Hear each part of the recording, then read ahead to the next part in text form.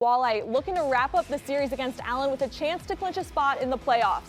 First period and the third time's the charm. Matt Berry finally finds the back of the net for the first goal of the game on the power play. But later on, John Winquist, not one, but two goals for the Americans back-to-back to take the lead. It's 2-1 Allen.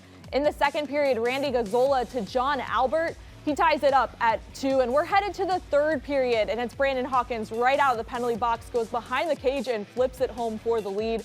Barry later would add an empty netter, and it's 4-2 the final from downtown Toledo. With the win, the Walleye are the first ECHL team to secure a spot in the playoffs. Last night, they worked hard again tonight, and it's real important that we continue the strong and successful years that we've had here in Toledo, and it starts with one of our goals we put forth at the start of the year with making playoffs, and we can officially do that tonight. Rick Judson and Matt Melsack have more from the Huntington Center. All right, thanks. Back out here at the Huntington Center. Rick, a nice way to finish off the weekend. I think you mentioned that early. You want to finish strong after losing the first game of this three-game set. Toledo did that today. Yeah, I mean, it's always nice to end the weekend and a week on a high note, and a victory does that. And obviously, they get into the playoffs on their own merit by winning the game, and it's always a better feeling.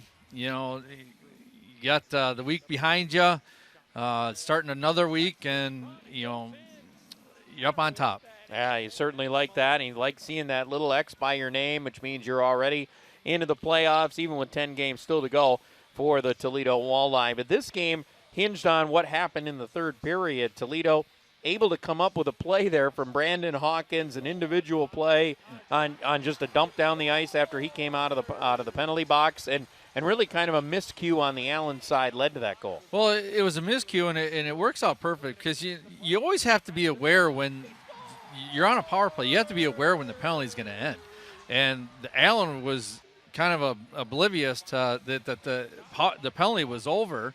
Hawkins got behind, and I don't even know if the Walleye player who iced it was even thinking about it at the time either. But, obviously we iced the puck. Hawkins got behind him, and because he had just came out of the box, and then the Allen goalie, I'm surprised didn't play the puck, but, thank goodness he didn't, because, Hawkins was able to get the puck and, get a goal, and that changed the way the period was going. And it led Toledo to picking up a victory.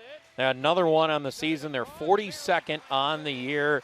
They still have a division title out in front of them yet they could get to. Maybe even a league title is out there as well, depending on how they finish off the final 10 games of the regular season. But they get the win today. That matters. What we're talking about, clinching a playoff spot.